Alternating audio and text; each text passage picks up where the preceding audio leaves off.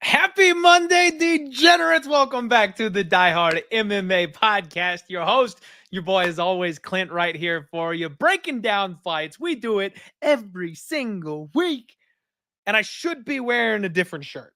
I want to go ahead and apologize to you guys right now. If we're jinxed on Saturday, it's my wife's fault because I don't know where my baby blue Die Hard Stimmy Check shirt is. I put it in the wash. It's not ready to go by Monday night. She knows the rules. I didn't know. I'm just kidding. Actually, the funny thing about my wife is she has a problem unloading. That's our deal, right? She'll put all the dishes in the dishwasher. I got to unload them. She'll do all the laundry. I got to fold it. Like, that's the setup that we've got going on. So realistically, it's probably my fault for not folding the last load of laundry on time. At any rate, we're coming off a nice win. I've got the money chain. We're good to go. That's going to have to do in this case. 9 units in the bag, baby. We tried the old Die Hard PRP this last week. And, you know, usually those level type parlays, I screw something up. I always put like the, you know, I would have put Padilla like up on the second line or something like that. That's usually the kind of thing I do where I donate a little bit or I get out breaking even. We got 3 lines. We got 3 lines and we were a Grosso split decision away from glory, a 10-11-1 on that third line. It was a good night. It was a real good night. And I got to tell you, Knutson, it was Ian Gary all over again.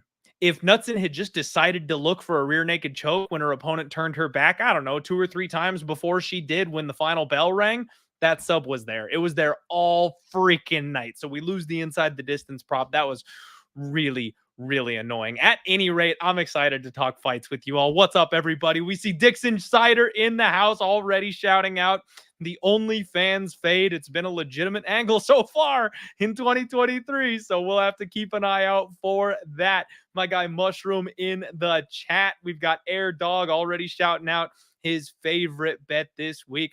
What is up, Brandon Belt? We've got the Becca. We've got What's Up, Ryan? Everybody hanging out already. 47 live viewers. Hit the like button for me.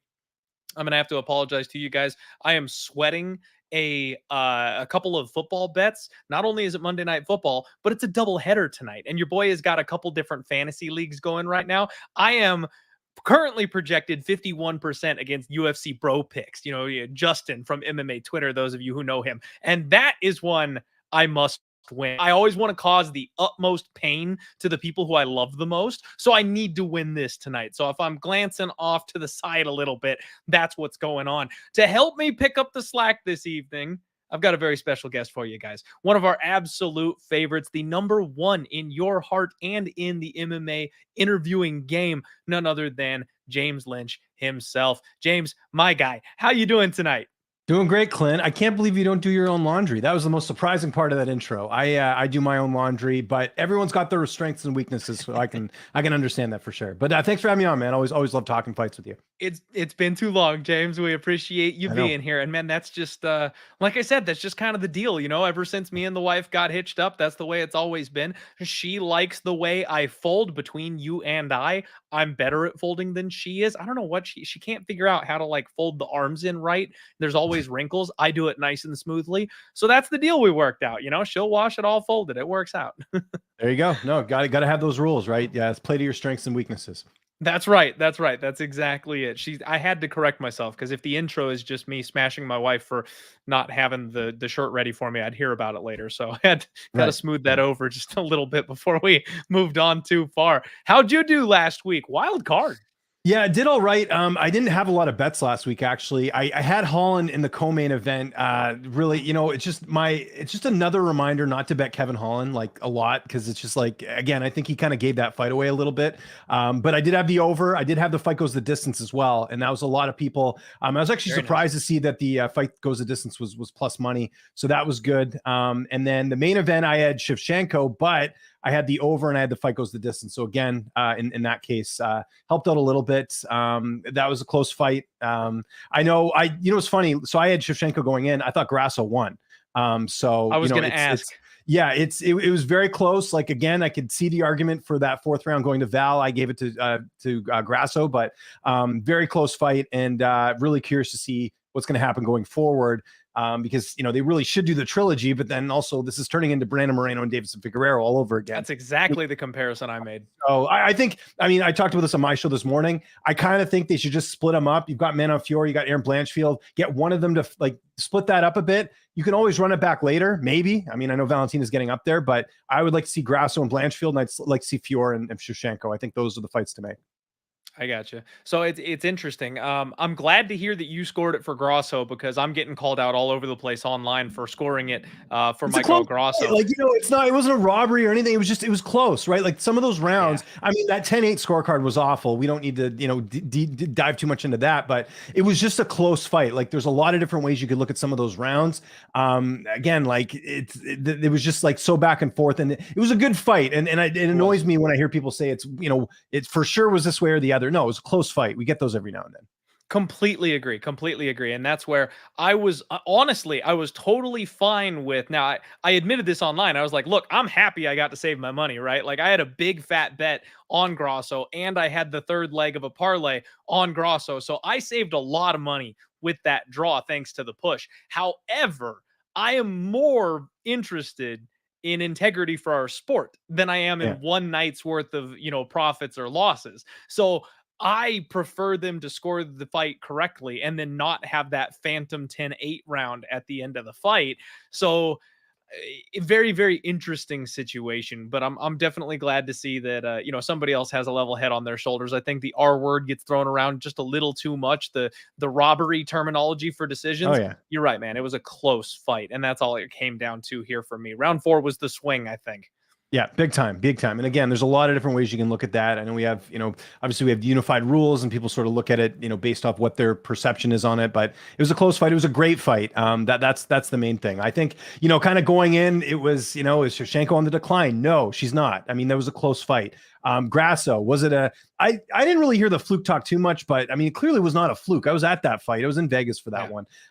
It was, it was close as well. Almost finished her twice. Exactly. And then, so I think honestly, my feeling is, I think the competition is the bar's been raised to Valentina. And I think now you're starting to see fighters kind of figure her out a bit. And that's really what it came down to. Every time someone loses, are they on the decline? Is this the beginning of the end? No, it's sometimes the competition gets better. And I think that's what happened here.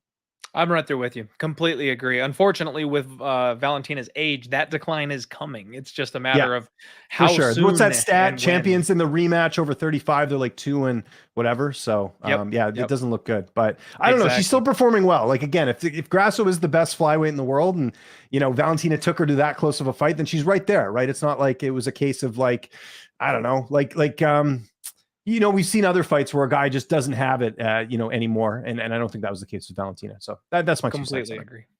Well, there you guys go. Usually we don't have as much to digest on the recap. So got a little bit of UFC Noche talk in there for everybody. Again, just, happy to have a positive night, get back on track. I needed it, James. I was kind of on a little bit of a skid here recently. So back up on the horse, feeling good. And we're going to take that momentum straight into next week's fights with us. Those of you who are new, hit the like button for me. Subscribe here to Pub Sports Radio if you haven't already. Make sure you follow our guy James, because I gave him his intro and I was not lying. He is the best interviewer guy in the game. You can get tons of nuggets and wonderful information from the fighter interviews that he puts out all over the place every single week. And then let's get straight on into UFC Vegas 79. First fight of the night, we've got Montserrat Rendon taking on Tamires Vidal. And James, I had to do a little bit of a double take. For a quick second here, thought that this was Montserrat Ruiz with married name or something like that, where we changed things up. And I was like, oh boy, they gave her another shot here. You got to be kidding me. No, but we've got Rendon, who is coming to us from the LFA. They call her the Monster. She is 5-0, and the name fits. If you've seen her Tapology profile picture, dear God, this woman is absolutely jacked. She is shredded. She's got abs for days. I am jealous. I need to start doing crunches immediately. But James, she's 5-0 at 34 years old. That's a massive, massive red flag to me. Usually when people get their UFC debut, they're not starting their careers at 34, 35 these days. I feel like this is probably kind of a, needed a short notice fill-in type of opportunity. One of the big things on top of the age that concerns me, 2 of her last 3 wins by split. So we could be talking about a fighter who, instead of being 5-0, is 3-2 and never sniffing a UFC debut. And honestly, she feels like she fits in that category to me. I really don't want to be too down on her without giving her a shot here, but she's long, lanky, and she's got a long 1-2. That's it. That's about the extent of what I like to see from her. I mean, she tries to do the jiu-jitsu drag body lock thing to get people to the ground. She's not much of a striker. She's big. She's strong. She is slow. And you've got Tamires Vidal, on the other hand, who's 25 years old, 7-1, and crazy explosive. I'm not sold on Vidal yet, James. I'm really not. She looks like she's losing right up until the point that she wins, but she's got these dynamic, explosive things that she does. Big, powerful knees in the clinch, the flying knees. You notice when she connects with her 1-2 combos, people back up immediately. She hits like a tank at this weight class, and she's got more experience, and she's younger. I mean, I don't know how you do anything but pick Vidal. I don't think I'm betting it. I don't think I want to have my money on it in any way, but Vidal, and probably Vidal by knockout again. What do you make of this first fight, James? Yeah, pretty much. And this kind of reminds me of the Pascal fight, older fighter. They're kind of trying to build up Vidal, is my take on this fight, right? They're bringing obviously, Rendon into the UFC here. Just 5 fights. I always have an issue with that, right? What happened? There's fighters on the regional scene that have 13, 14 fights. They can't get in, but you got a 5-0 fighter. And I understand she fought for Invicta, and obviously that's an easy path to get to the UFC in terms of, they sort of build up a lot. I mean, look how many Invicta vets there are in the UFC that come from that promotion. But I mean, you're coming off a split decision over a 4-4 opponent at the time, who's now 6-5 in Brittany Cloudy. I don't know. To me, that's not really enough to get in the UFC. I think this is just the UFC's way of trying to build up Vidal. That's how I look at this fight. I'm staying away. May look at that inside the distance prop because, again, she can definitely hit, like you mentioned there. But I'll probably just stay away in general and just, sit back and watch this one. But there's no reason to like Rendon in this fight here, in my opinion. A lot of red flags here. Yep. Completely agree. Not a whole lot else really to do on that one. And you guys know how I feel about first fights of the night, right? They're generally set up for violence. The UFC likes to kick things off with a showstopper. So when we look at this thing, we'll see what number they give us, James, with Vidal. I don't think we're going to get any kind of a discount because they know what she can do. But I would probably be looking to an under 2.5 if we get a decent number. And then, like I said, if you're doing the parlay thing again this week, which I don't know that this week is the best for it, but, starting the night off with Vidal is probably the way to look. All right. Second fight of the night, we have got Mizuki Inoue taking on Hannah Goldy. And my guy Diggs Insider is about to lose his mind because Hannah Goldy is the target for the OnlyFans fade this week, James. She does have her OnlyFans strong and steaming ahead. I'll be honest with you. I kind of forgot about her. I thought that she had been let go by the UFC. They used her to make Molly Meatball look real good in her last big showcase spot. And we haven't heard from her since. She's 6-3. And she's another fighter, frankly, James, that I really just don't think is UFC caliber. She's the most beefiest beefcake that it's ever beefcake. Like, this girl is jacked. I don't know what she's on. There's no way USADA hasn't gotten close to, maybe getting a sticky supplement there or something. But that's all she's got. Like, for someone who is that big and that muscular, she doesn't hit very hard. She's more of a karate point striker type. She's very slow. She's very robotic. She does have some decent grappling. If she can take people down and get them to the floor, you can't stop the armbar because there's no way you're going to be able to power out of that kind of a position. So she does have some submission upside, but the problem I have is she doesn't appear to know how to wrestle. And James, she never even bothers to use it. She kind of skips to the outside, throws these really, lazy leg kicks out there to kind of pick and poke at her opponents. If she came out and bull rushed people and power double legged them and got on top of them and rained down elbows and grabbed necks, she might actually be a half decent prospect, but she doesn't do that. She wants to strike instead. And then she has nothing to offer on the feet, no way of getting the respect or her opponents to fear her on the feet. And then it's only by happenstance that she ends up on the ground. She'll put that to use sometimes. So very, very difficult to root here for Hannah Goldy in this spot. Well, easy to root for her, but very hard to find an avenue to victory for her, I guess I should say. Her opponent, Mizuki Inoue, is another person who's been lost to the ages. 14-6, 3-year layoff, James. She made her UFC debut to Amanda Lemos. And I mean, geez, talk about a tough debut. Yeah. This girl has some heart. She showed off a chin. You go back to that fight and she took the kitchen sink from Lemos. Now, I know that version of Lemos is not the one we're dealing with now, but we know how hard she hits. And Inoue was able to take everything she had and keep on moving forward. And her, and I do apologize, actually. I think that was her second fight against Lemos. Her debut was against Yanan Wu, and she won that fight via split decision. Bad split decision, James. Really bad split decision. Wu outlanded her by like a good 40 significant strikes. I have no idea how they gave her that fight that night. But she rolls well with punches. She has big counters. She fights well in the pocket. Good strong underhooks. I mean, when she went physical for physical against Lemos up against the cage, she held her own in that spot. So I'm not entirely certain that Hannah Goldy's one avenue of victory, which is be the bigger, stronger woman, is even here available for her against Inoue.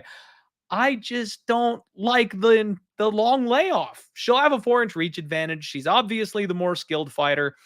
James, I got to pick Inoue, but how do you trust this fighter coming back from such a long layoff? I don't know if you got an interview, but I'm kind of hoping you know something I don't hear.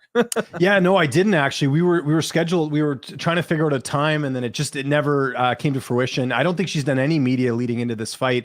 So I was kind of curious about that as well. The only thing I know is that I know she does train a lot with Jillian Robertson. Like I know train a ton, a lot. If that is one sort of positive here that you want to bring up, but there's so many reasons why I'm not even going to I'll pick this fight. I'm going to take obviously Inoue in this fight, but this is a pass for me big time. If there was ever one, you got Inoue's coming off the long layoff. I'm with you. I'm glad you brought that up about Lemos. Think of how many opponents Lemos just finished. And I agree that the version that we're getting now is much different than back then, but it's not like the power wasn't there before either. Exactly. And Goldy doesn't even really have that threat. Hannah Goldy's fights have not aged well. Molly McCann, you mentioned that loss. Emily Whitmire is not even in the UFC. I think she's almost retired at this point. She lost to Diana Belbita, who's in the UFC. Miranda Granger is not in the UFC anymore. She lost to her. Callie Robbins, who she fought on Contender Series, hasn't fought since their fight on Contender Series. So kind of what I'm getting at here, there's just no reason. You can't even look at a past fight where you're like, well, maybe there was some potential there. There's no way I would pick Goldy here. And then with Wu, it's just how's she going to look after the long time off? She should win this. Looking at the line right now, you're getting her at almost minus 300. I'm just staying away from this one. This is a classic example of where, again, anyway, should win this fight, but there's no path to victory. Even a decision prop here, I don't know, because maybe Hannah, she might get finished here. I don't know. Maybe Wu's been in the lab these last couple of years and working on her finishing ability. I don't know, but I'm just staying away from this one altogether. But obviously, you got to go anyway here. Yeah, no, I'm right there with you, James. The one thing, and I am going to check, I've got Bet Online up here. I finally signed up for an account over there so I can look at the early props because they always get to it much, much quicker than us. I got to lament again here, James. I love football. And I can't wait because NHL season is right around the corner. And I know you and I are both stoked about that, but it kills MMA. We're already way behind when it comes to the numbers, the props. They take forever to get them out. And it just slows to a crawl when we get to NHL, NFL season because they're far more focused on the big major sports. But it does look like BetOnline's got some props up. The one thing that I would be curious about, James, they might get me. Hannah Goldy by sub is 14-1 open there. That's the one thing that might get just a little baby sprinkle from me is that if Goldy's going to win this thing, there's only one way it happens, and that's clamping her meat hooks on an arm and cranking. That's the only thing I got. And if anybody can show her how to do that, it is my girl, Jillian Robertson. So brace yourselves, folks, that I might have just a little baby sprinkle on the sub prop for Hannah Goldy here in this spot. I want to try and track down some interviews and see where her mindset is at, or if she says anything about who she's been working with, training with, that kind of thing. Because if she brings up Jillian's name, I'm going to be a little bit more inclined to go ahead and make that move. Yeah, I don't know if she's going to do media because she's on the prelims, right? So she won't be part of media day. I haven't seen, like, usually it's like John or myself or someone would interview her. I have not seen anyone do one. So keep an eye out anyways. Maybe you can do a quick search, but she's also like, even, and I know this, and I'm just mentioning this because it's like a little tidbit for you guys. Like, she's also just tough in general to get an interview with. Her schedule's all over the place. She's single mom, all this stuff. So I don't necessarily blame people for not getting it, but yeah, it was one of those things where it kind of was creeping up and I ran out of time. So no interview from me. Fair enough. Love to see it. All right, everybody. We do have 93 live viewers. Thank you all very much for being here, especially with football on. Let's freaking go. If anybody wants to know about the degenerate Die Hard action, I'm on the Steelers tonight. That's what I got rocking tonight. So let's go Steelers. Next fight up. Jake Collier takes on Mohammed Usman in one of the ugliest heavyweight fights I think we've ever seen, James. We talked just briefly before we jumped on live here today. You and I were saying how, this card isn't so bad. It's awful as far as name value goes. There's not going to be anything here that you guys are going to like to see, but it's going to be fun. It's going to be one of those cards where I think the entertainment factor is a lot higher than people are going to give it credit for pre-flop. This is one of those ones, though, that makes you scratch your head just a little bit. You've got Usman 9-2, the B side Usman, the bad Usman, taking on Collier, who's 13-9. Collier's on a 3-fight losing skid, man. 2-5 in his last 7. Let's be fair. He got robbed against Andrei Arlovsky, so that record should be just, a little bit better. And he is the high pace, high volume, stay in your face type of guy that just overwhelms you with that constant volume. He has no problem getting beaten up and bloodied. He's a natural 185er fighting up at heavyweight, so he's got extremely fast hands, but he doesn't have the power of these guys that fight at heavyweight. Usman, on the other hand, is the exact opposite. He's your classic muscly heavyweight. He's got huge power, low volume, bad gas tank. He does have kind of a little bit of wrestling in his back pocket. We saw him kind of clinch, cage control his way to a victory in his last fight, but frankly, I was very unimpressed by that performance there. This is a tough spot, man. Usman's got a 1-inch reach advantage, and I totally understand the Usman by nuking argument, but he's a -150 favorite. Man, there's some people that I just have the rule of you don't lay chalk on that person. And that's Mohammed Usman here for me. I can't, for the life of me, put chalk money on him. Now, if he's the dog and he's got a puncher's chance, okay, maybe we'll talk then. But I can't ever lay this kind of a price tag on him. Jake Collier is by far the better martial artist. Can he hang with the power? That's really the only question I've got, James. I kind of lean dog or pass when it comes to a betting perspective.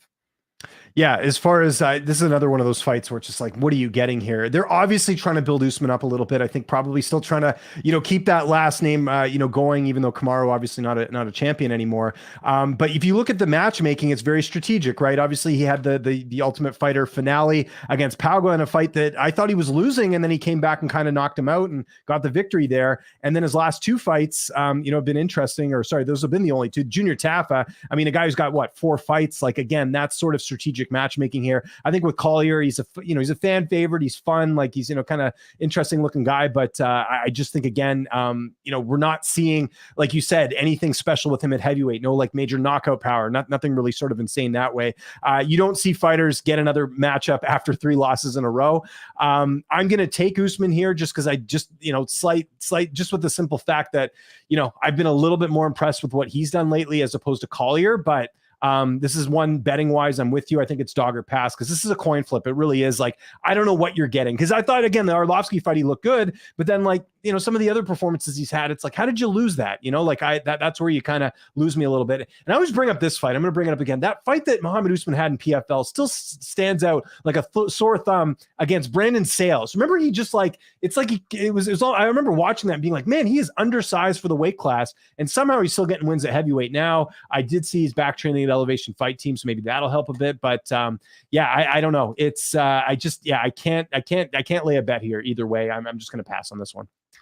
I hear you. I don't hate that. I mean, this is a weird one, man. I would almost think I like maybe the late sprinkles on Jake Collier, or Collier by sub, something like that. Kind of, what he did to Chase Sherman, I think would be totally possible here. I like fading people with bad gas tanks with sub props, because when they get tired, sometimes they're too tough to, too tough to get knocked out. You can't quite cut off their consciousness. The ref doesn't step in to save them. So you grab a neck. You know what I mean? That's the kind of opportunity I like. So maybe we'll be looking at the Collier by sub sprinkle, probably just keeping money in our pockets, though, folks. We've been doing really, really dang well here on the Die Hard MMA podcast in the year of our Lord 2023. I don't want to burn money on bad fights. We're going to try and pick our spots carefully on cards like this so we can keep things going.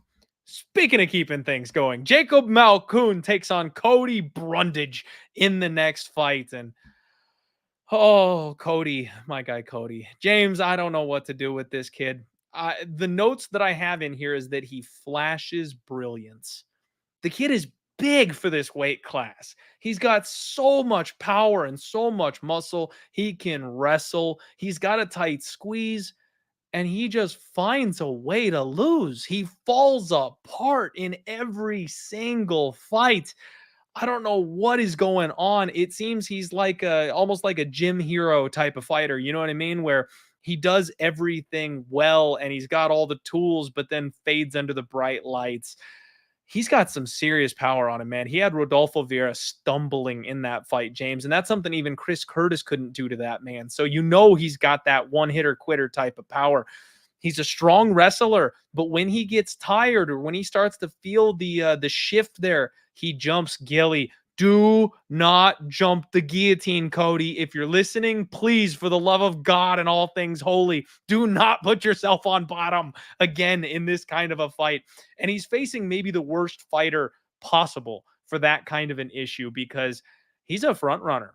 Malkoun, on the other hand, is a grinder. 7-2. This man, he has a gas tank that is just off the charts, James. No idea how he does it. He is relentless. You know exactly what you're getting from every single Jacob Malkoun fight. I don't think he even trains, boxing or anything like that because all he does is wrestle. He pins you up against the cage. He wears you down as much as he possibly can, and he dumps you. Every opportunity he gets makes you wear his weight and then dumps you again on reverse every single fight. He will have a 1-inch reach advantage here in this spot. Not that I think that really matters. The one thing, though, James, and this, might be a little early in the week to break out the tinfoil hat here, but the one thing is I am old enough to remember when Phil Hawes absolutely cracked Jacob Malkoun on the jaw in the first round and sent him flying. This is a spot where Cody Brundage has absolutely nothing to lose. He's got his roster spot that he's fighting for. He's got everything to gain here to stay alive. And he is a massive underdog, plus 350 in this spot. And I really think almost his entire win equity is in round one. And his round one KO prop is like 16-1, James.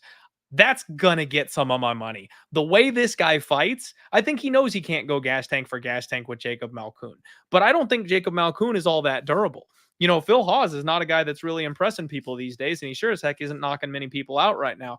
If Cody Brundage comes in, bites down on the mouthpiece, and just cracks this guy correctly on his way in, we could be talking all hail Cody Brundage come next week. I think I'm going to take a shot at the round one KO. Don't get me wrong, though, folks. The pick is Malkoun because if Brundage doesn't land the kill shot, then it's over for him. But I think he could land it, James. I really do.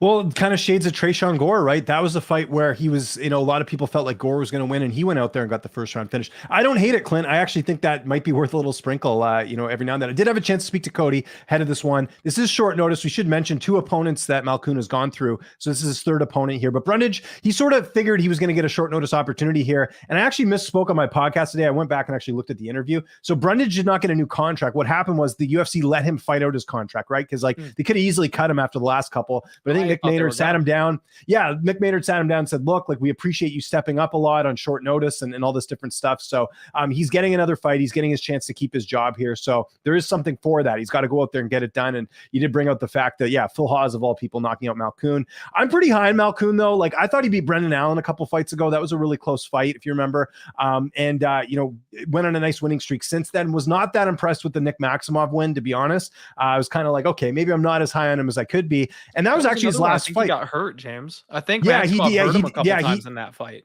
He did. Yeah, no, you're right about that. So a little bit of a layoff coming in here too for Malkoun, which is something else that you might want to sort of take note of. I'm with you. Malkoun should win. Like on paper, he is the better fighter, but there's something to be said of a guy who's a father of two girls. He's got the last fight on his deal here. Like, and the other thing is like, you know, short notice, like he's been in the room with, I mean, he had a bunch of teammates who fought recently, Josh Fremd, Anthony Smith, and you had Dustin Jacoby all fight recently. So he's been in the gym with those guys, Rob Wilkinson as well. Like, it's not like he's been sitting on the couch. So as far as it being short notice, like Cody was ready for this opportunity. It's not like something that's like completely surprising him. So I'm with you. I will take I'm going to pick Malkoun.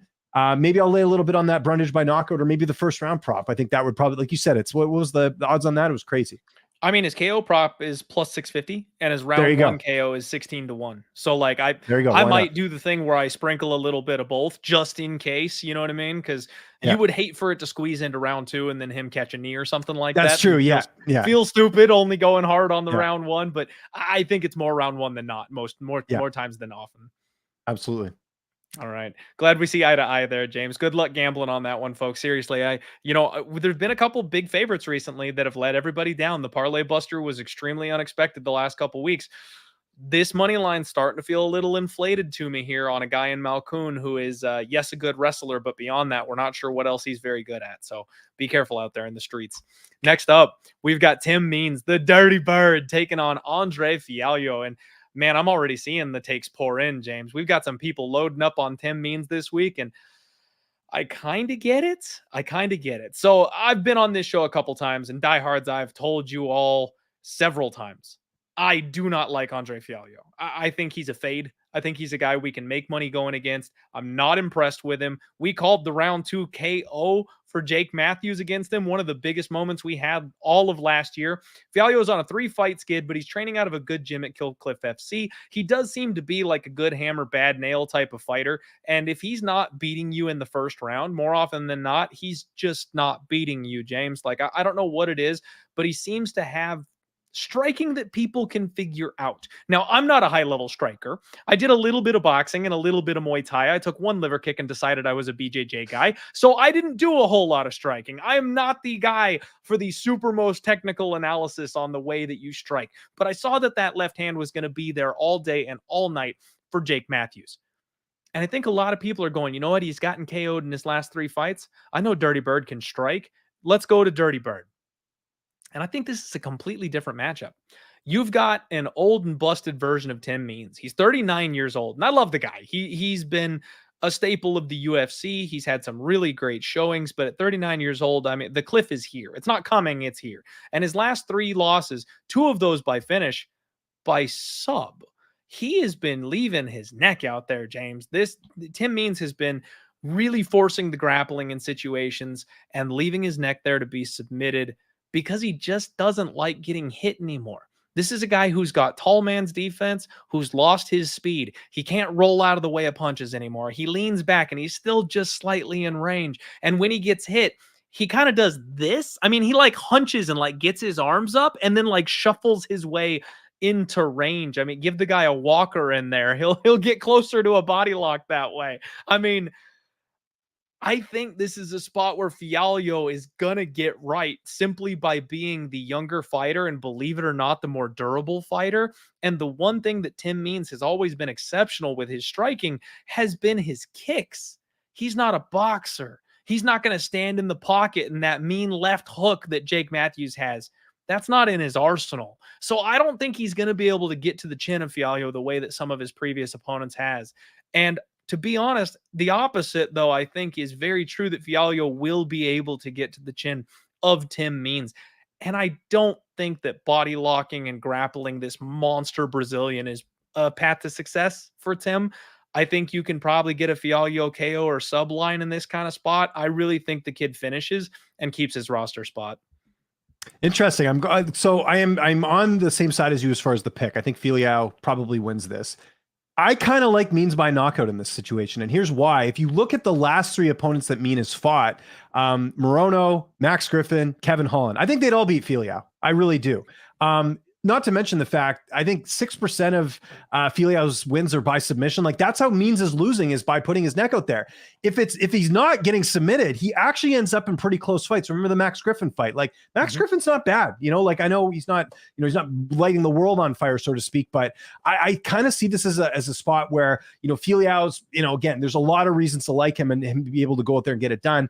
I think Means is up there and he's definitely taken some damage, but he hasn't, like, in my opinion, gotten to that point where we have to start worrying about his chin. I think Fialho's chin is a liability. He just reminds me of so many fighters we've seen over the years where it's like they've got the talent, but the chin fails them miserably here. I'm going to lay a little bit on Means by knockout in this fight, just because I know the odds are going to be crazy, and just why not? Because then I don't have to worry about, like, being on the Fialho side and betting him. I'm not going to bet Means in this spot. I'm not going to say he's going to win. Like, I just think that this fight, I don't think it's a guarantee that Fialho wins in this one. For me, it's like the fact that he keeps getting finished over and over again is so concerning. And it's not even like he's making it late to the fight. Like, these are like knockouts that are happening. Like, I mean, looking at his last couple fights, right? Like, second round, third round, I guess, the Salikov, but the Jake Matthews was a second round as well.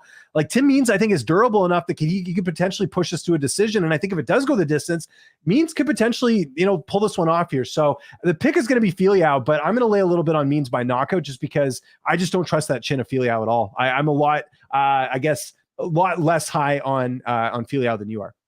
Okay. All right. Fair enough, James. I'm not going to argue back on that too hard.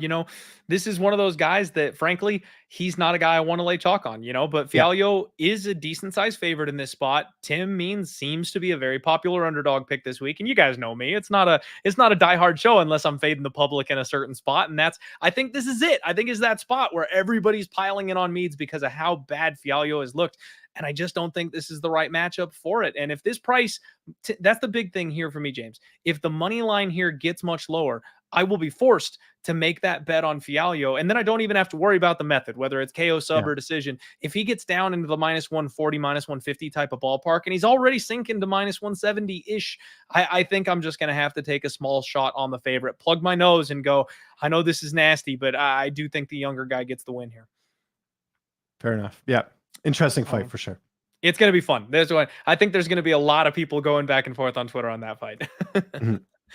Here we go. All right. Miles Johns takes on Daniel Argueta, and it's my first action of the evening here, folks. I did go ahead and make a bet on Dan Argueta in this spot. Got him a little bit earlier, and it seems like the line is kind of trucking that direction. I like this fight here, James. So I'll be honest with you guys. I've always been a little bit of a Miles Johns hater. Most of you know that. I don't tend to bet on him or even pick him to win the fights in these spots. I did rightfully pick him last time against Vince Morales, and it was a spot that just classic Clint spot where I'm in love with a fighter who's barely UFC caliber in Vince Morales, and I pick him to fight a guy who's got the skill set to be here. I didn't do that. I learned from my lesson. We turned the boat around, and I picked the right guy. He got the win. It was a little bit sad for me because I'm a fan of Vince Morales, and I hope he works his way back to the UFC. But I'm very well aware of Miles Johns and his capabilities. I think that's kind of the point that I'm trying to make here. 13-2. Very explosive wrestle boxer, kind of a little bit of a throwback fighter, James. He doesn't really do anything that's overly surprising or shocking, doesn't really stand out anywhere, but he's very good at what he does do. 92% takedown defense. He's very hard to take down, very hard to keep down, very, very strong, but he's one of these guys that explodes a lot. And we've seen that kind of chip away at his gas tank. It seems like he's almost hanging on for dear life in the third round sometimes. More often than not, he is able to do so, but he really relies on that power. If he can get you out of there, he's got good type boxing, he's got heavy hands, and he's really good at that. But it seemed like in his last fight against Vince Morales, specifically, James, he went more to a leg kicking game, and he definitely had less volume. It seemed like he was very, very intent on not tiring himself out in a spot where he knew his opponent was dangerous. That's not an option here. Dan Argueta is going to run into this man and force him into a gunfight and force him to defend takedowns. This is exactly the kind of fighter that's going to wear on a guy like Miles Johns. Dan Argueta is incredibly strong, James. I know he's won 1-1 so far in the UFC, but that L was a short notice debut to Damon Jackson, up a weight class. People forget that that was up a weight class. And he really reminds me almost of like an Aljamain Sterling, where he really flows the wrestling with the back takes and the jiu-jitsu. He's got a very well-rounded grappling-based game. And in his no contest fight against Ronnie Lawrence, he was going to finish him, James. I had a bet on Ronnie Lawrence. I was like, there's no way Dan Argueta beats Ronnie Lawrence in a wrestling match. And this kid was smoking Ronnie in that fight. Had his back immediately. Had him in this weird half-standing rear naked choke that I think a lot of people would have tapped to. Somehow Ronnie got out of it. But just a really, really weird stoppage where Lawrence was this close to tapping. The ref steps in, thought he tapped, and they overturned it. We got another one of those this past weekend where it was a mistake, and thankfully the fighter doesn't have an L on their record because of the judge's interference and a bad call. But Dan has got the kind of game plan that I think is going to break a fighter like Miles Johns. And if you give me gas tank versus gas tank, I'm on Argueta all day. He will have a 2-inch reach advantage here in this spot, and I think he's going to fail on a lot of takedowns early, James. But as soon as he gets Johns down, it's going to be a game of who's faster and who gets to the back quicker. And I think Argueta wins that game. So I'm fully expecting him to work that gas tank, get this man tired, and then probably work his way to a late finish. Again, possibly even a submission, maybe a ground and pound TKO, but I think Dan Argueta moves to 10-1 on Saturday. And I just want to mention Miles Johns wins because a lot of people are very, very high on Miles Johns and what he's done. As much as I love him, Vince Morales, cut. Anderson Dos Santos, cut. Kevin Natividad, cut. And how he won that fight, it was a meme backflip KO that'll never, ever happen ever again. Like, there's a lot of stuff that is smelling of scraping the bottom of the barrel for Miles Johns. And that's why I've bet against him so much and so often. And again, not trying to be dismissive of the guy. I respect every fighter that steps in that cage. They're one punch me to hell if they ever get the chance to. So not trying to, talk down on him, but he's definitely a fighter that I've got circled as somebody I want to bet against. And I think this is the spot. Perfect, because I'm going the other way on this one. I like Let's Miles go. Johns a lot in the spot. I had to double check that he was the underdog this morning because sometimes Tapology will have the odds the wrong way. Sometimes they forget to put it in properly. I was a bit surprised here. I'm not as high on Argueta as you are. I think that for me, Miles Johns, first off, Miles is now at Marathon MMA with Trey Ogden. So that's the gym that Garrett Armfield's there now. It's like almost like a Glory 2.0, but more like a specialized gym. And just, talking to Garrett Armfield and some of the other guys at that camp, like, it's just like, it's a really tight group, really specialized. Like, they're getting the type of training they need. And I think, you look at Miles's losses, you could talk about his, his wins. By the way, you forgot Adrian Yanez on the regional scene. That was a good win that he got as well. I think people forget that. Yeah, I'll give him that. Look, I think John Castaneda, he should have won that fight. That was just a bad showing on his part. He kind of ran out of steam, like you sort of alluded to there. And then the Mario Batista, Mario Batista, he's to me, is like the best unranked guy in the that's not ranked in the bantamweight division, in my opinion. Mario Batista is very, very, very good fighter. So I don't think that's a terrible loss to have on the resume. Johns has got more experience. Johns is, I think, just figuring things out now. I think that loss that he had to Castaneda, I think, was during that time he left Fortis and went to Glory, and there was still some figuring some stuff out here. So I just feel like that was like an off night for him. The Batista fight clearly lost, but that was also a fight where I remember going in, he was kind of like, he had the undefeated record. There was a lot kind of going into that, like who's the better guy. I just think with Johns, I think he's going to tighten up those things that you mentioned. For me, Argueta, and then here's the other thing, like, I don't know if they've compared notes, but Johns used to train with Damon Jackson, right? Jackson has the win, obviously up a weight class, but maybe that's some insight there for Miles Johns. But to me, what it boils down to is just that experience, the level of opposition. I think that you're right that all the guys that Johns has beat is not in the UFC anymore, but he also looked very good in all those fights. The Morales one, not so much, but again, first camp with the whole Glory stuff, I'll kind of cut him some slack there. I think he goes out there and wins a decision. I think it's going to be close, but I think he gets it done. And to me, what it boils down to is just that overall game. I think with Johns is just getting better and better. And I think here's the last point I'll make is, Miles Johns right now, still only 29 years old. I don't think we've seen a finished product with him. I'm expecting big things from Miles Johns this weekend, and I'm getting plus money. Are you kidding me? I'll take it all day. Okay, we are head to head, folks. You love to see it. A little bit of dissension never hurt anybody. I like it. And that's totally fair. Miles Johns could still be improving. Maybe he makes me pay. Maybe I'm wrong. But I definitely, personally, I find that Daniel Argueta is probably the more exciting prospect for me. So we will see what happens. All right, everybody. bear with me here real quick. Let's pay a couple of bills. First and foremost, this podcast is brought to you by Pub Sports Radio. Make sure you're jumping in these free contests, baby. Every single weekend. I was top 10 this week, James. I need that win to get me my black belt. As you guys can see right here, I am a brown belt here. Got 2 wins. You need a 3rd win to go ahead and get that black. So I'm still working on it. But pick your fighter, pick your method, pick your round. Winner gets $100. It's that simple. Free to sign up, free to enter. We also have NFL contests going. We've got the Cappers contest as well as the Survivor contest going. And I am getting brutalized, folks. Absolutely brutalized in this Cappers contest this year. I did pretty well last year. As you can see, my record here is 1-7-1. It's weird because I'm actually making money. I've been destroying NFL betting, but for my picks for this damn contest, I'm getting destroyed. Very embarrassing. All right.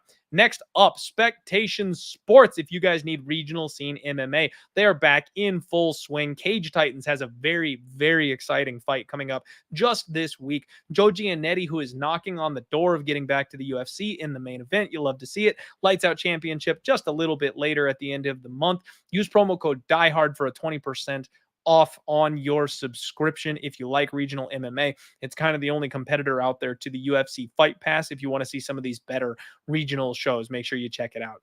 And then we've got the Sharp app. We're in full swing, folks. We've got baseball, we've got basketball, we've got NHL, NFL, and these guys have models. They have legitimate professional coaches that are gambling on a daily basis.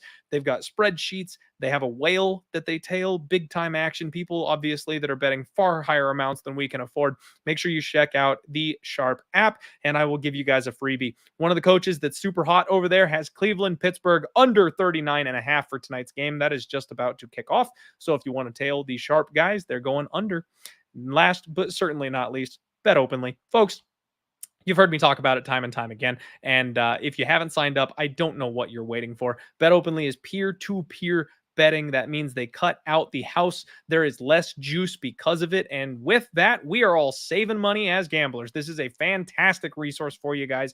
And it is legal in a bunch of states where they allow DFS because that's technically what they are classified as. So in like California, you could bet on Dana White's Contender Series on Bet Openly, even though you can't have access to DraftKings over there. I don't know how the laws work, but that's what happens. At any rate, you create a bet with everyone, pick your sport, whatever it may be. They've got better lines for everything. Let's go to the UFC and I will show you what I'm talking about. We just talked about Miles Johns and Dan Argueta. And right now, Dan Argueta, I believe the best line is -175. You can get him here on Bet Openly at -163, thanks to that reduced juice. The nice thing is you match that on the dog side of things, +163, which again is better than any sports book is offering you for the underdog. So take each other's action, cut out the middleman, and let's all make some cash. Sign up with Bet Openly.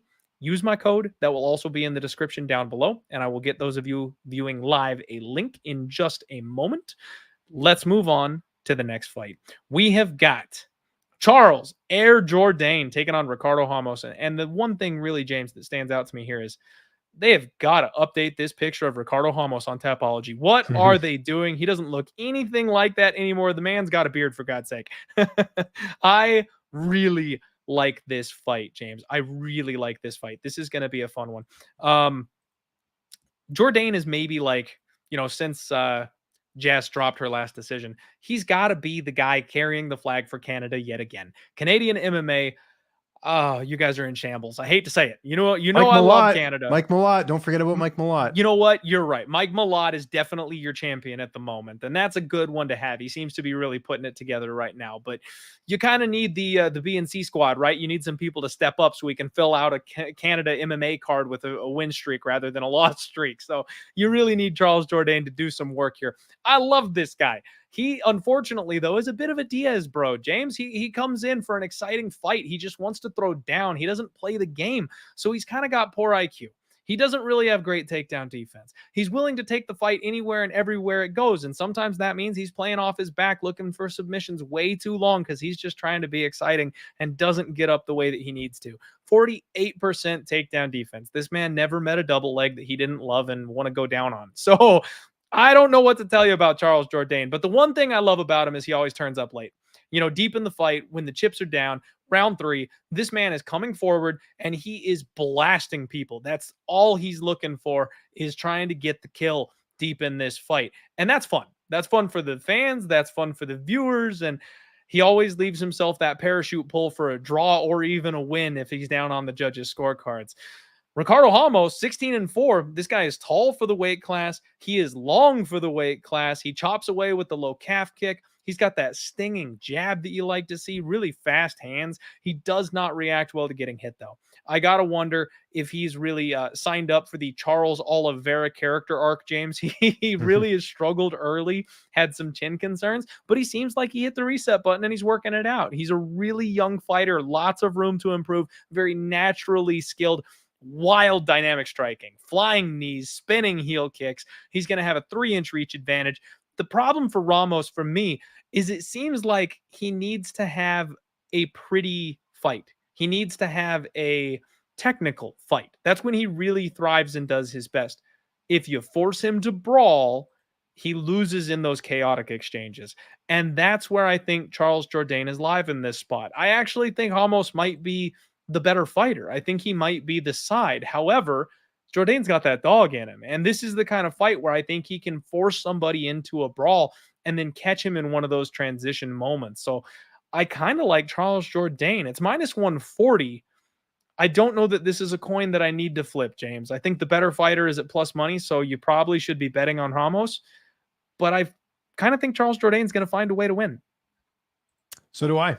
I really like this fight. Did have a chance to speak to Ricardo ahead of this fight. So no training at Team Alpha Male. You figured with this being in the States, maybe he would have done that, but did his whole camp back in Brazil. Obviously, he's a dad, a little bit closer to home, all that stuff. Definitely helped out. One thing he mentioned in that interview, remember he missed weight against Austin Lingo. He was supposed to fight earlier, and there was a weight miss. That was due to some medication he was taking. It wasn't that he's struggling to make 145. It was that obviously he was dealing with something that was preventing him from making the weight there. Remember, he came in like way over, came in at 154 for a 145 fight. Remember that? So probably shouldn't have been fighting to begin with, but let's start there though. It's a long layoff since he last fought, and his last win is against Danny Chavez, who's not in the UFC anymore. Like if you really look, you know, you're talking about Miles Johns a little while ago. Like if you look at his wins, the Algio win was good. I'll give him that. But I kind of feel like Jourdain's almost like an upgraded Bill Algio in a way. So I don't see a path to victory here, really. Like I think that Jourdain is the better striker. I don't think you're going to see Ramos use any wrestling here. That would be the way to be Charles Jourdain. I don't think we're going to see that here. And the activity level, Jourdain's been very active, and I think that's another plus for him in this one. He's tough to finish. It's not going to be a situation where he goes up there and gets like a quick win like he had against that Goldy a couple years ago.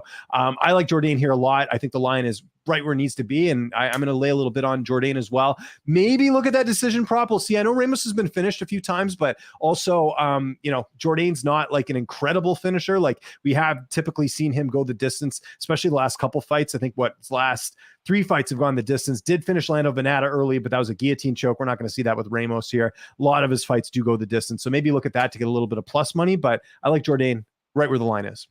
Okay. I'm there with you, James. I honestly kind of thought that I was going to be looking at Ramos in this spot, and talking it through, the more I think about it, I think I'm a Canada boy here this weekend. So we'll be cheering for Jourdain. Maybe we get there with a bet. We'll have to wait and see.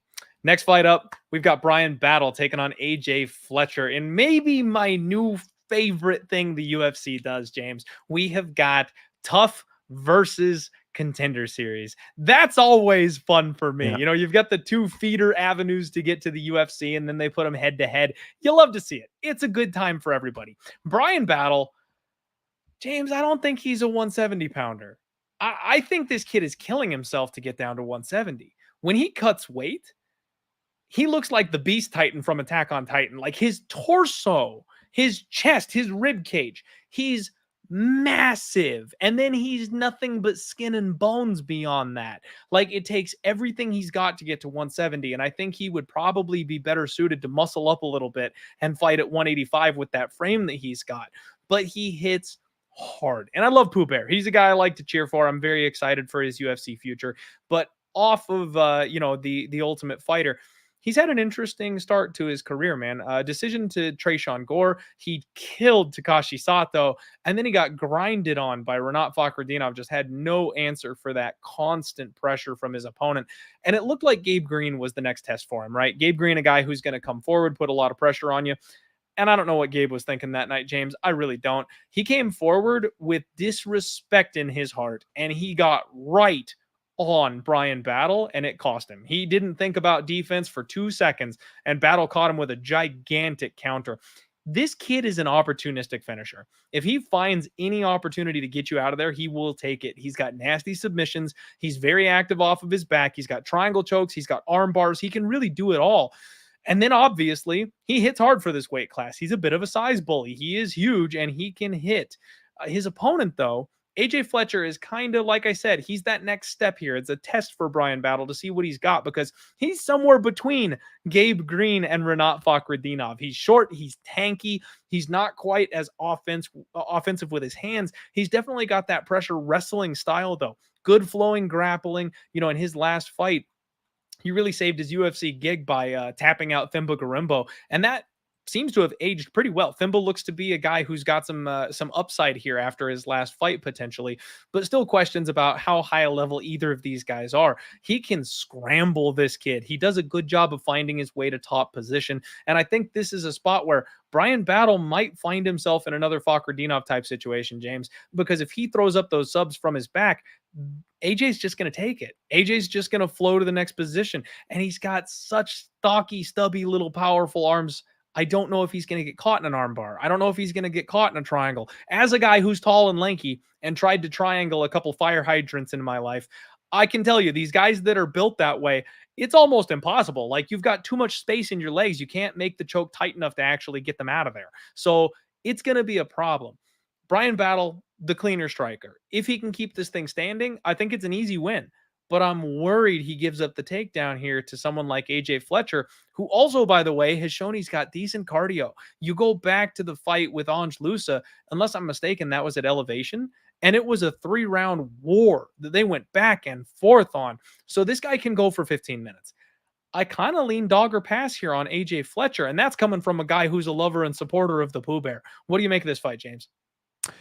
I really like Bryan Battle in this spot. Funny you mentioned the weight cut. So I did have a chance to speak to him. He says this cut much better this time around. He's kind of figured things out a little bit in terms of, not just making those drastic cuts. So he says that was like a big plus. And I interviewed him, I think, a week ago, this fight, like I said, coming up this weekend. So he already said he's way ahead of schedule in the weight cut. So curious to see how he looks on the scale here. But to me, what it comes down to, and I know, look, Takashi Sato's been knocked out a handful of times, right? Like, that was kind of a gimme win for him. But Gabe Green, I mean, even Ian Gary went the distance with Gabe Green, right? And we talk about how great of a striker Ian Gary is. The fact that Battle did that so early, and I know partially it was a mistake on Green's end, but you sort of see something in Battle where there's a lot of potential there. This is a guy that still only 29 years old. I think he's just sort of on the cusp of where he's going to be here. And I just, that Rinat fight, I think Rinat's maybe the most underappreciated fighter in that weight class. Like we saw what he did to Kevin Lee. I don't think that's a bad loss on the resume. I think outside of that, you got to remember the run he had on the Ultimate Fighter as well. Like, Battle, I think, has looked good. And I think him at 170, if he can make the weight, like you said, he's going to be a problem. He's going to be very dangerous here. Now, he did his whole camp back in South Carolina, didn't do anything, any sort of major cross training, says he has everything he needed there. And AJ was a guy that he was kind of figuring he was going to fight at some point. So a lot of sort of familiarity with the opponent there. I didn't interview Fletcher, but my understanding is he's at Factory X now. I heard that from a couple people. So a little bit of I don't know if that's like a full switch. Actually, I'm trying to remember if it is a full switch or not, but I know he spent a significant time at Factory X ahead of this fight. So maybe that pays off for him. That would be at Elevation as well. And you were right about that Anglusa fight that was on the Usman and Leon Edwards card as well. So that was at Elevation as well. But I think Battle comes out guns a-blazing just like the last fight, and I think he goes out there and gets another finish. I really like Battle here. I might be going a little overboard on it, but I see some potential in him. And I think with AJ Fletcher, nice win in his last fight, but I don't think he's as advertised as Bryan Battle is. So I'm going to go Battle by stoppage. And I also like him here on the odds at minus 195. I think he goes out there and then we start seeing him get those more interesting opponents, instead of just a Contender Series vet. Okay. Fair enough. And on this one, guys, I'm saying for me, maybe dog or pass. I have zero confidence here. I don't know that I'm betting this fight because I definitely see that Bryan Battle has far higher upside in the long term. I just wonder about this exact opponent. It's somebody who's given him problems, and it's the type of fighter that we've seen him struggle with. So, we'll see what ends up happening. I don't know that I'm going to make a bet on this fight by Saturday. My guy Dixon in the chat saying, if you're going to bet Fletcher, it's decision and unanimous decision for the extra value. And I completely agree. I'm not seeing any kind of a finish coming from the Fletcher side. because we know Bryan Battle, what he did with Fakhretdinov. We've seen what Fakhretdinov can do to people. If AJ Fletcher, even if he's in the driver's seat the entire time, he's not going to get the finish. So I would definitely think it was a decision prop for him if you were going to do anything with the dog in this spot. All right, everybody, buckle up. Here we go. Marina Rodriguez takes on Michelle Waterson-Gomez the second. That name is getting longer and longer every time I read it. The karate hottie takes on Marina Rodriguez. And James, this is a rematch that, frankly, no one asked for. I don't know what we're doing here. I don't know what we're doing here. We've got Michelle Waterson, who's a UFC staple, one of the pioneers of women's MMA, on a 1-4 skid. She is definitely close to hanging it up, in my opinion. She is 37 years old. I'm sure she'll fight as long as she finds it fun and entertaining for her, but it's definitely looking like the end of the road as far as her competitiveness. And Marina, on the other hand, she's no spring chicken. You know, I thought she was like maybe my favorite prospect back in the day. She's 36. You know, she's not a young fighter either. So it's not like she's somebody they're trying to rush immediately back to the title with a big notable win or something like that. She's on a 2-fight skid herself. So this is 0-2 versus 0-3.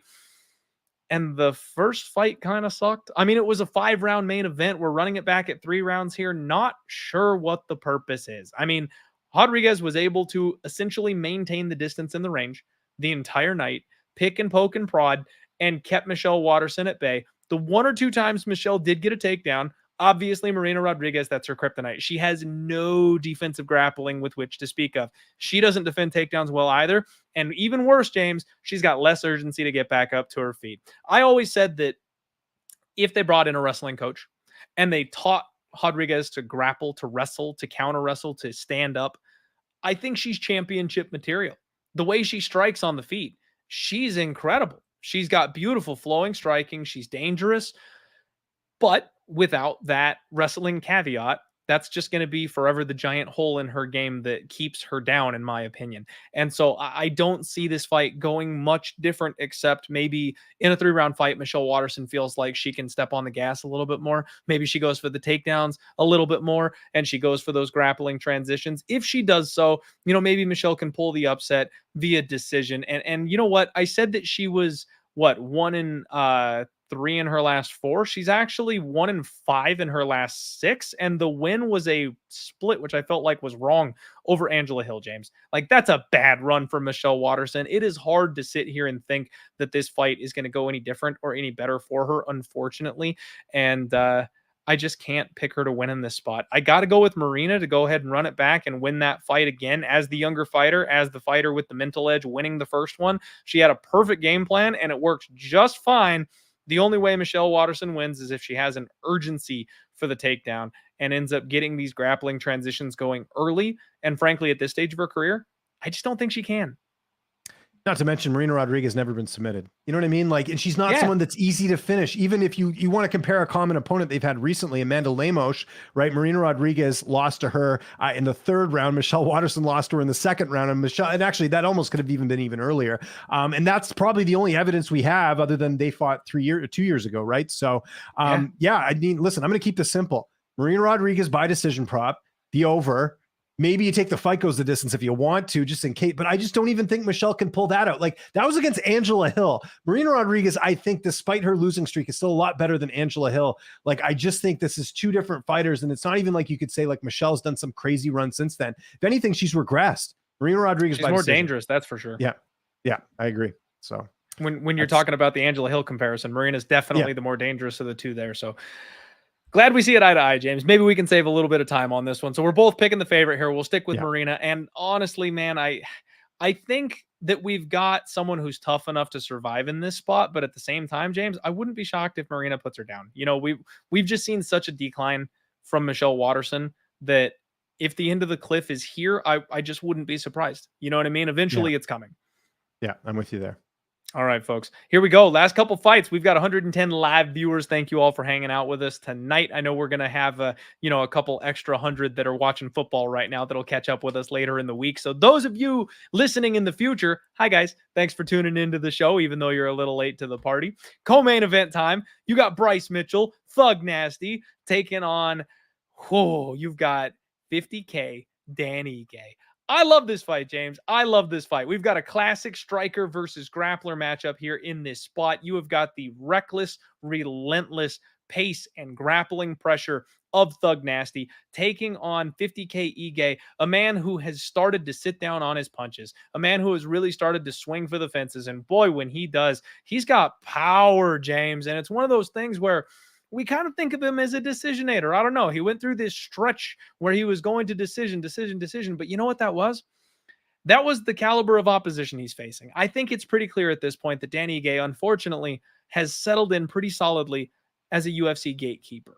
And I don't mean that in any way as a degrading comment. You know, I don't mean to look down on him for that. I think that it's something he should wear on his chest with pride, that you're not getting anywhere near a title shot if you're not able to get past Dan Ige. Like, this guy is the gatekeeper to the title, in my opinion. Only people the caliber of Calvin Kattar, Movsar Evloev, those are the only guys that are going to be able to get on by. And if you're not that, if you're someone like Damon Jackson, not only is he going to beat you, but he's going to put you down. His boxing is slick. It is smooth. He steps down on those punches these days. He hits like an absolute truck, high pace, high volume, and made out of absolute steel. He is durable as it gets. And not only that, James, he's never been finished. He is one of these guys who is insanely durable, and you can say that with confidence because in his professional career, he has still not been finished. Bryce Mitchell, he has been finished,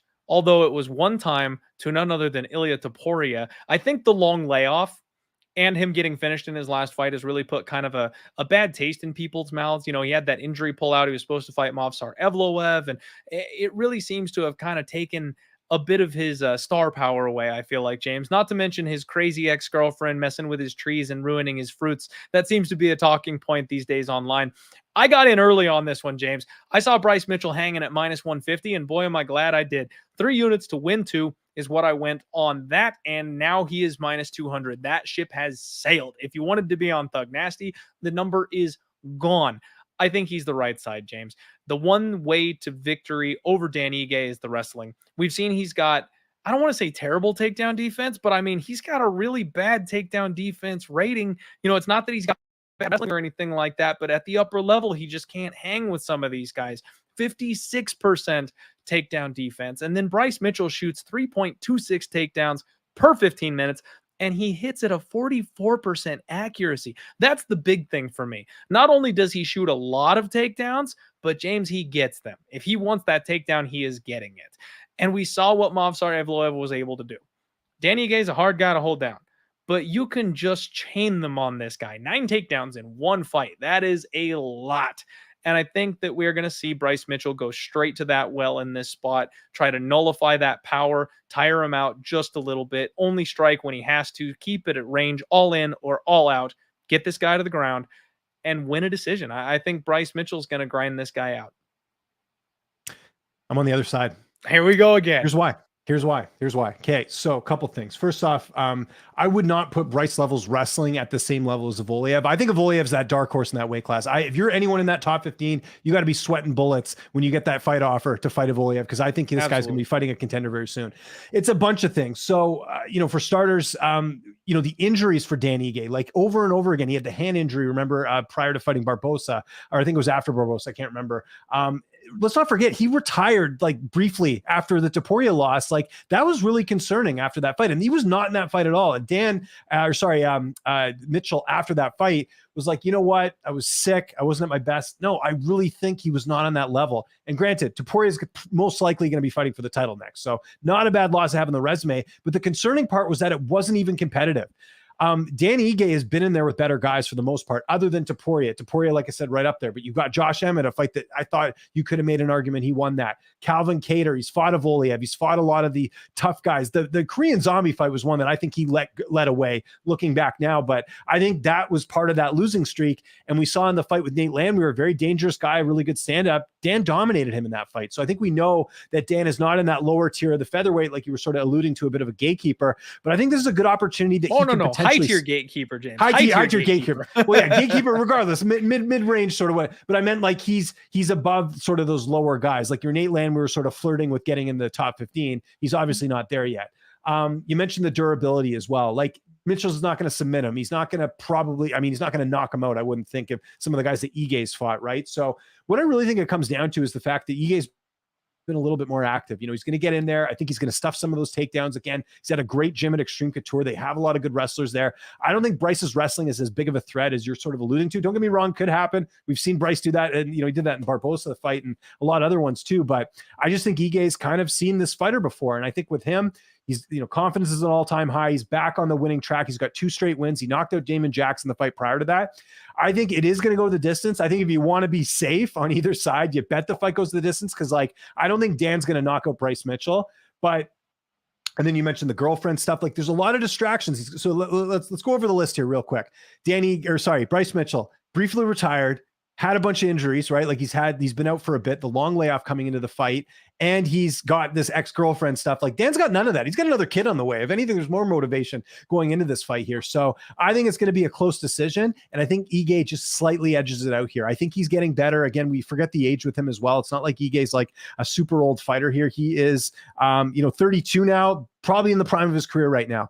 With Bryce, I don't know if he's that contender yet. The Topuria fight did scare me off a lot just because of how competitive it wasn't. Topuria, he dominated that whole fight, bell to bell. I don't think Bryce was in that fight at all.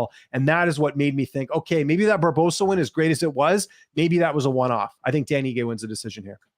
Okay. All right. I respect it, James. I really do. And honestly, you guys, that early move to our guy, Bryce Mitchell, it's giving a very enticing number for the dog, Dan Ige, in this spot. If that is the side that you like, it's far juicier than it was earlier in the week. So I'm very happy to have a much shorter favorite price tag here, James. I'll be honest with you. I'm not advocating for minus 225, minus 250 on Bryce Mitchell. I'm really not. Minus 150, I like that. That I'm okay with, but it is getting a little bit out of hand. I don't mind the buyback coming the other way. We'll see. I definitely recognize that Bryce Mitchell is not the more technical fighter, but the one thing about Movsar, James, that kid is incredible. He's a stud. Yeah. Don't get me wrong. But I actually think he belongs a weight class down. It seems like he's put on a little too much muscle. He's been drinking a little too much Apollo Costa's secret juice, and now he's up a weight class because it was too hard for him to make that cut over and over again. Physically speaking, naturally, he's a smaller guy. Bryce Mitchell very naturally fits this weight class. He is a much larger human being. So I do think that and the farm strength will kind of make up that difference. While I agree with you, Movsar is a much more special talent when it comes to MMA, I think the sheer size and raw physicality of somebody like Bryce is going to be the difference maker that kind of closes that gap. I hope I'm wrong, by the way. I'm a big Bryce Mitchell fan. I usually interview him before every fight. I think for this one, he kind of wanted to limit the media a bit, but sure. I hope he comes back and does well. But I think you're fighting a guy in Ige who always makes fights look more difficult than they need to be, except for Voliev. Sure. I'll give you that. Outside of that, though, close fights usually for the most part. And that's kind of my thing. I just feel like the script is kind of written here. You know what I mean? And that's the one fight that he didn't make look close. He's fighting a guy that fights just like that. So we'll see what happens. We will see what happens. But James, you got to do me a favor. Yeah. The next time you talk to Bryce, please ask him about the Mexican aliens. I will. Oh, I'll ask him about all that. See, I don't work for a company that's going to censor stuff. I remember if you saw when he had they cut part of his interview out. I'm not going to mention the outlet, but you know what I'm talking about. So no, absolutely. I mean, he definitely has thoughts, that's for sure. But that's the thing. I gotta know, because it's so funny to me, because it seems like conspiracy theory people, they were all the rage about aliens until the government said aliens existed. Now they're going, nah, that's not. By the way, I'm gonna predict a talking point this week. So Bryce thinks that the Hawaii thing was completely done by the government. Dan Ige is from there. I could see that being an issue this week on Fight Week. Just saying. I didn't even think about that. That is absolutely something that Dan Ige might take personally. I might need to hedge on Ige KO here. We'll see. Yeah, there we go. All right, main event, everybody. Let's go. The moment you've been waiting for. Rafael Fiziev takes on Mateusz Gamrot. And what a fight this is. It's another striker versus grappler, James. Really awesome matchmaking here by the UFC in this spot, in my opinion. Fiziev, he kind of lost that shine just a little bit. Everybody really thought this guy was headed for the title, but his last fight, Justin Gaethje reminded everybody what's what in that weight class. But we can't take anything away from this man. Even Khabib, back before he hung it up, he said that Justin Gaethje was the man who punched him the hardest. And quite frankly, I'm still convinced that Khabib cheated on his weight cut that night, and he probably should have been stripped of the belt for missing weight before he retired that evening. And it really looked like Gaethje had him on skates early. So this is a guy who's still working his way back to the title. We're talking number 1, number 2 in the weight class. So really no shame there, right? Fiziev is still working his way up. He was just trying to break into that contender circle. Didn't go so well for him. He's going to have some more shots at it. Incredible technical Muay Thai from this guy. Every single thing he does is done with concussive force. Every single punch or kick he throws looks like it's one I don't want to get myself. I don't know how people stand in front of this man and trade with him. It just doesn't seem like a good idea. Not to mention the fact that he lives in the Matrix. He's got such quick responses that he can, bend over backwards and out of the way of kicks when they're coming for his head like it's nothing. It's insane what this guy does. Wild fast hands, powerful kicks. And I really questioned his gas tank, James. That was a thing that I was kind of trying to poke holes in Fiziev earlier in his career when everyone thought he was the second coming and I wasn't quite convinced. It seems like he slowed down in fights. You get to the second and the third round and he was kind of huffing and puffing a little bit.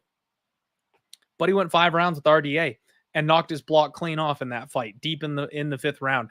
That kind of shut me up where I was like, okay, I'll stop talking about his gas tank. Because apparently, if you can handle the wrestling offense of Rafael dos freaking Santos and then knock him out, which is something almost nobody does, deep in the fight, yeah, I'll stop talking about your cardio being an issue. So I'm not going to use that talking point anymore. 90% takedown defense rating, 1 inch reach advantage here in this spot, but he's taking on Mateusz Gamrot. And James, if there was a guy at this weight class that was RDA plus, it would be Mateusz Gamrot. This guy, I talked just a second ago about how Bryce Mitchell is naturally bigger and more physical for this weight class, and that could be the deciding factor. It's the same thing here. RDA is a lightweight. He did make some career choice moonlighting at 170 for a while, but he was never actually a 170 pounder.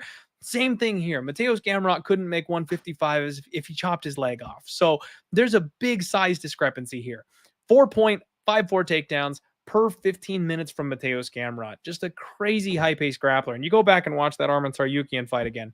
That's just a treat, James. That fight was insane. He's the king of scrambles, does a good job finding his ways to people's back. He will hang on you from the body lock and drag you around that cage. I actually kind of think I might dig up that old cardio concern that I had for a minute here against Fiziev and say, Gamrot might be the right style to make this guy work, be bigger, be stronger, and force him to work, and then have the muscle to contend with him deeper in the fight. I'm kind of tempted dog or pass here. You've got Fiziev as a minus 145 favorite right now. It looks like that number has come down a little bit. The money's coming in on the dog, plus 125, plus 130 for Mateusz Gamrot. I'm kind of starting to think this is maybe a live dog situation here, James. What do you think? I'm not with you here. I like Fiziev in this fight. A couple of things. We're just going head to head all night. No, I know. No. It's listen, I think this is maybe the most we've disagreed on a show, which is great. I mean, one of us is going to look like a genius. No, I spoke to Fiziev, by the way. I think I'm the only guy who's interviewed him before this card. So go check that out. That's on my YouTube channel, youtube.com/LynchOnSports. So split time in Thailand and then at Killcliff. Lots of notice for this fight. And, the cardio concerns, I get it. The Bobby Green fight, the optics of that was not great. But, I mean, you finished Rafael dos Anjos in the 5th round. You got to have some cardio to make it 5 rounds and still get a finish. You know what I mean? So that's something where I think has been a little bit overblown. The Gaethje fight, that loss hasn't aged so badly, right? Gaethje just won his last fight. He just knocked out Poirier. I think Gaethje's better than we all expected. And it's not like Fiziev was one-sided in that loss. It was close. He's right there. He's almost there. On the flip side, Gamrot, his opponent, Jalen Turner, that was a very close fight. That might have been one you could have given it to Jalen Turner, to be honest. Now, look, they're different fighters. Obviously, Jalen's a monster for that division. I don't know how he makes 155, but I thought he got that win too, by the way. Yeah, that was a way too close for comfort fight. And I think Fiziev's a much better striker than Jalen Turner is. Now, the takedown defense, you got to wonder about that. We're going to learn a lot in this fight. If Gamrot gets that takedown, yeah, it might be a tough one for Fiziev, but you got to imagine being at Killcliff, guys like Logan Storley. There's a lot of good wrestlers in that room, right? You got to think that that's something he's been working on, knowing that he's facing a grappler. He even told me himself in his interviews, look, I'm a bit worried this fight might be a bit boring because that's how Gamrot sort of, he turns it into a fight that's not that appealing, whereas, Fiziev's more of like a crowd pleaser in that one. The other thing that I liked in that interview, and this is something I talked a little bit about with the Bryce Mitchell fight, he full out said, look, I got my humble pie in that Gaethje fight. He full out said it, didn't make any excuses. He said, look, I lost to the better fighter that night. I like that stuff. I like when a fighter realizes, look, like maybe I'm not there yet, but I got to make some adjustments. When Bryce lost to Topuria, he was kind of like, well, if I wasn't sick, like, I don't like that. You know what I mean? Like, I think in this case, mentally, I think he knows, like, look, I got to go out there and show that I'm a contender in this division. And what a better way to do that against a guy like Mateusz Gamrot. I like Fiziev here. I think this fight might go the distance. I know that sounds crazy, but you look at Fiziev, you look at Gamrot, pretty durable, both of them. I know Fiziev had that one sort of, whatever the loss he had in the first round in his second fight against Mustafayev. That was just a weird fight. But I mean, you go the distance with Gaethje. And like, I don't think he's bad on the ground. Like if you wanted to maybe even think like submission here for Gamrot, but I think it's going to be close. I think it goes to the scorecards. I think you're going to see like a 48-47 type fight between both guys, because I do think Gamrot is very dangerous, but I think the power strikes from Fiziev will be the difference in the fight. He's going to land a little bit more. The judges are going to like that. They're not going to like the guy who's going to try and go for the takedown as much. It's 5 rounds. I think Fiziev takes this. I think he gets it done. I like the line where it is. Would it shock me at all if Gamrot won this? No, because I definitely think that. I mean, that Arman Tsarukyan fight's one of my favorite fights of all time. Let's be honest here. But I think Fiziev has this. And again, you got to look at the fact that he just narrowly lost to a guy who's arguably earned himself a title shot. Whereas Jalen Turner, nothing against him, but like that was a close fight. And that was a fight that you could have argued that he lost. In some ways, it's like, is he regressing a bit? I don't know. We'll see. But I think Fiziev takes it just on the striking. Okay. And James, this is absolutely the most we have ever disagreed on a card before. The best part about it, though, I'm sure we'll split 50-50 and both look stupid instead of one of us looking like a genius. Right, exactly. Yeah. No, that's perfect. But you know what? You said something in that breakdown that I think maybe we can find some peace on. I think this goes all 5 too. They've got the line right now set at 4.5, and it's juiced to the under. People are mostly expecting a finish here in this spot. And quite frankly, I'm with you, because I think if Gamrot is winning this fight, it's another grinding affair where he has to take this thing all 5 rounds in order to get it done. And I think Gamrot is probably tough enough to hang in there. Even if he's not winning the fight, he'll have his moments. He'll be slowing it down. He'll be able to body lock and hang on Fiziev for minutes at a time. I do think he can survive. So because of that, I think maybe an over 4.5 might be in play in this spot. And I think you and I might be able to agree on that.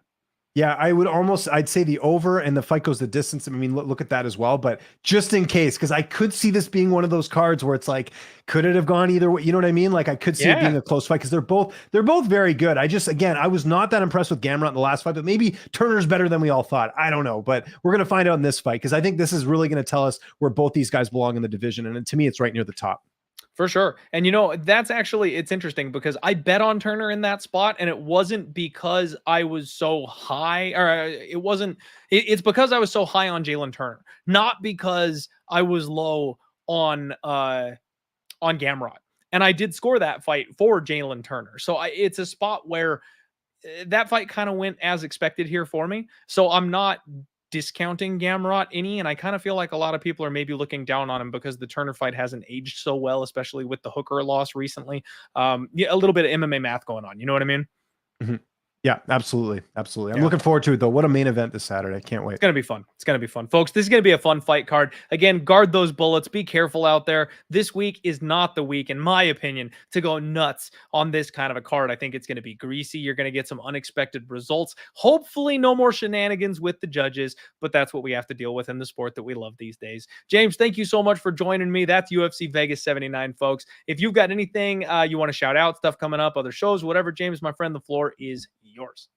At Lynch on Sports on YouTube, on all my social medias, but on YouTube, youtube.com/Lynch on Sports. Clint, I'm almost at 50K, 49,443 subscribers. So if any of you guys are watching this, if you guys like interviews, I do a lot of them. A lot of them are on my channel. I put them on the playlist and everything. So easy for you to find. I'm doing live streams as much as I can these days. So really want to get to 50K by the end of the month would be perfect. So we're getting there. We're kind of cutting it close.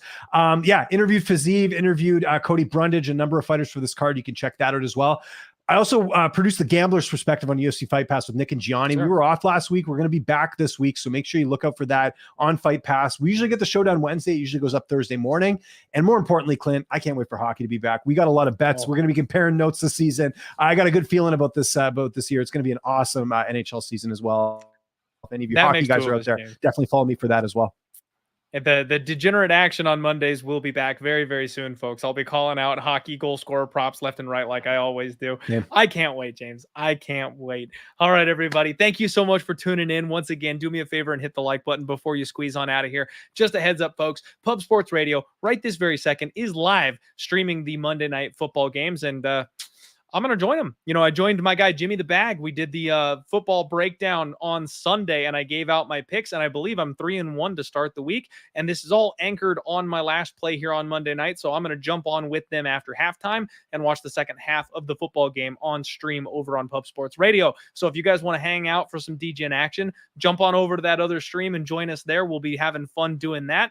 Of course, we'll be back later this week for the Total Takedown and the Undefeated post-weigh-in show, which, by the way, has been money lately. We're going to keep after it, folks. It's been a good year for us. We've had a couple stumbles. We've bounced right back immediately. We are going to finish strong. We're seeing the board clearly. We're doing that through positivity, making sure to draw from one another and our chat and our connections. We're going to keep on doing this. Get out there. Have a wonderful week, everybody. We're getting close to holiday time. I do want to remind you, it's a tough time for a lot of people. Make sure you take a deep breath out there, react with kindness. People are going through some shit sometimes, and we never know what everybody else is dealing with. So try to take a deep breath, slow it down, and be the bigger person if you're capable of in these types of situations. Have a great week, everybody. Let's roll.